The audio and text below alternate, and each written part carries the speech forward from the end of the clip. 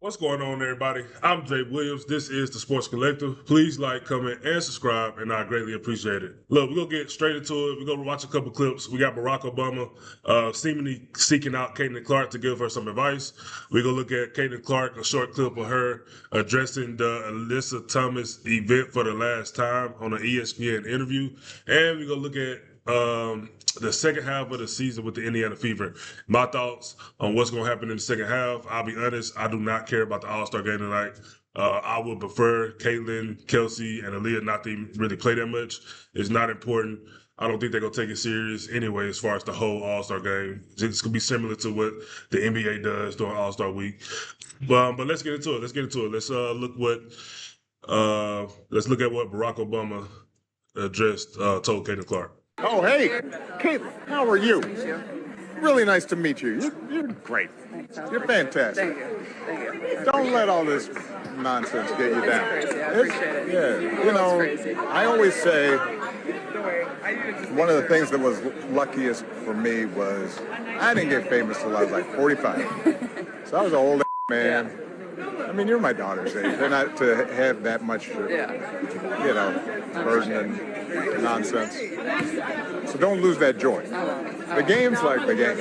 And you're a hooper. And you I try sometimes. No, you always hoop. Look, I'll say this. If the first thing you said or you thought or you text somebody or told somebody if you seen this video, when you seen this video was a political statement, I think that's a part of the problem. Right? I don't think this is not a political conversation. This Barack Obama, who, yes, was a former president, and Caitlin Clark, and all he's doing is trying to lift her up. Say, hey, don't pay attention to the media nonsense that's going on surrounding your name. Keep it up. Keep your joy. Don't let them steal your joy. You're a hooper. You're a great hooper.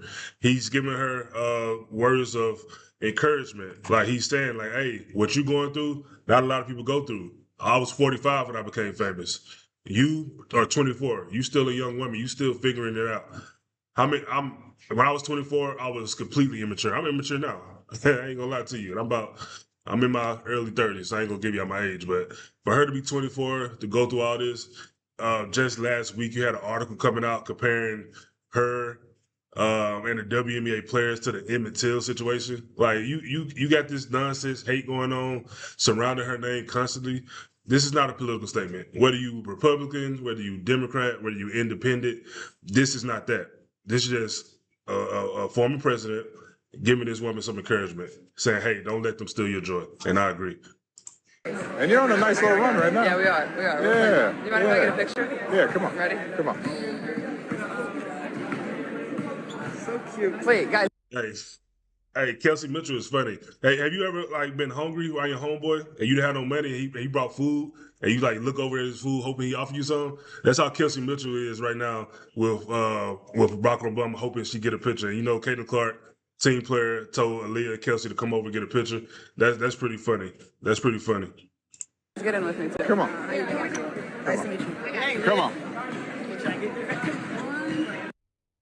All right, so that's a cool little moment, man. That's a cool little moment. Like I say, I don't think this was about politics. It shouldn't be about politics. Like everything in this world don't have to be about politics. This is just Barack Obama giving this woman some encouragement. As she should, man. She probably needs it. So we're gonna hop into the next clip. That's gonna be Alyssa Thomas. I'm not sorry. That's gonna be Caitlin Clark addressing the Alyssa Thomas situation, I believe, for the last time. League has to offer is yourself and Paige Beckers and Asia Wilson. The list goes on and on. Yeah. And yet so much of the discourse feels completely and totally Yeah. unrelated to that.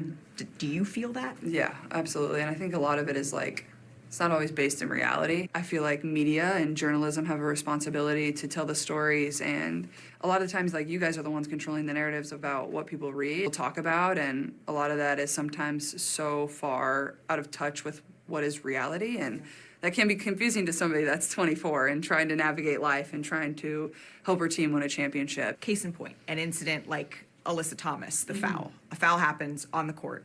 Yeah. You move on.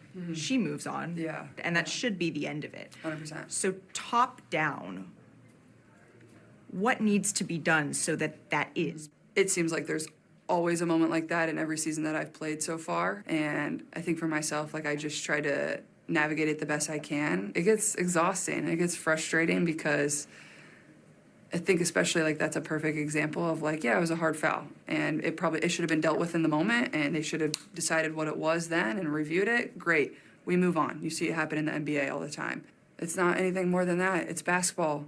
When I walk out of the locker room, I shouldn't be not fearful of what the conversation is going to be, but you know, you just like, it's emotionally exhausting. It's draining. It makes your shoulders tense because, you know, people don't want to talk about the basketball. They just want to stir it up and make it something else. How do you Yeah, I agree with that. I will say this. I think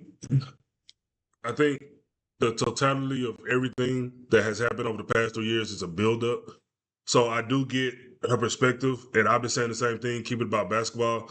But for that situation particularly with Alyssa Thomas, I think it was a lot more to it as far as the actual foul, as far as the referees not calling it, as far as Alyssa Thomas coming out, which we all knew she was going to do, and pretty much race bait.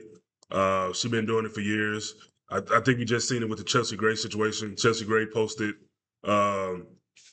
she posted a message she received online, which was not acceptable, right? I completely don't approve of them type of messages, but I think the timing was weird, right? I think the timing was weird. I think the fact that she had other messages, I think the fact that she had other messages from previous weeks, I just think the timing of that was pretty odd. But I do get what Caitlin Clark is saying. She's tired of just the narratives. She wants to keep it about basketball. Anything that happens on the court, that's pretty much what she wants to leave. What she wants to leave it. But I do think the totality of the context matters, of the circumstance matters, and it's just a lot. It's a lot going on. So we'll see. you square the way that you are covered with who you know yourself to be? Like, I think there's just like a false characterization of who I am sometimes. Like, and I get it. Like, as a reporter or as a blogger, like, you can write an opinion piece and that's your job and whatever. But at the same time, like, you don't know me. Like, we've never had a conversation. I get people have a job to do, but at the same time, like, don't make accusations about my character and who I am when you don't know me. I understand this is your job and this is your profession and this is what you get to do, and basketball is my profession and what I get to do. And the reason I play it is when I step in between the lines, I love it.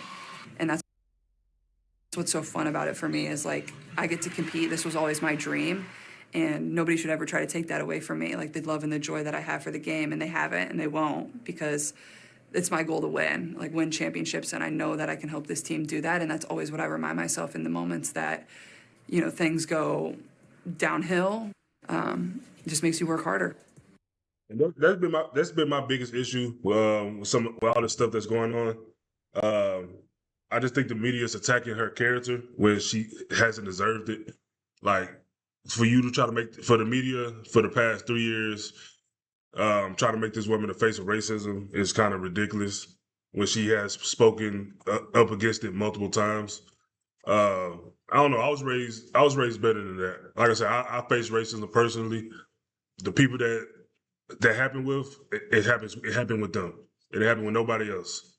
You know. So I don't know. I that's why I'm such a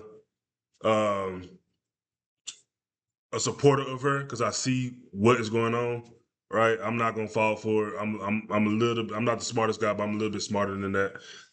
The media would never make me hate this girl, right, or this woman. She's a baller. That's why I'm here. She's a good basketball player. So that's that, man. That's that. What we gonna get into now? Like I say, I don't care about the All-Star game tonight. I care about the remainder of the season. I think we got, give or take, 20 more games. Give or take. It's gonna be a gauntlet. We got the schedule. In the second half of the season is going to be a lot tougher than the first half. But I believe if this team, particularly these three players you see on the screen right now, if they come together, if they get their chemistry, I think they're going to be hard to beat. Of course, a lot of it has to do with Stephanie White, right? We all know who Stephanie White is. She's the coach. If she can get her act together and let this team play fast, up pace, give CC Tutu the ball, let her dictate the pace and the ball movement, let her get the rhythm of the game, let her see how defenses are playing defense on her. I think Aaliyah Boston is probably the best center in the league if A'ja Wilson is a 4. All right, if A'ja Wilson is the center, then obviously Aaliyah Boston is the second best center in the league, in my opinion. I think Kelsey Mitchell is the best 2 guard in the league. I'll take Kelsey Mitchell right now over Paige. I'll take her over Kelsey. I'll take her over, I don't know, you name it. I'll take her over Jackie Young. I would take Kelsey Mitchell. I think Kelsey Mitchell, the ball that she's been playing, she's the best shooting guard in the league. And obviously, Caitlin Clark, she's the best point guard in the league. I don't think it's close, right? I think Olivia Miles is good, but I don't think she's better than Caitlin Clark. So I'm expecting this team to come out firing on all cylinders in the second half.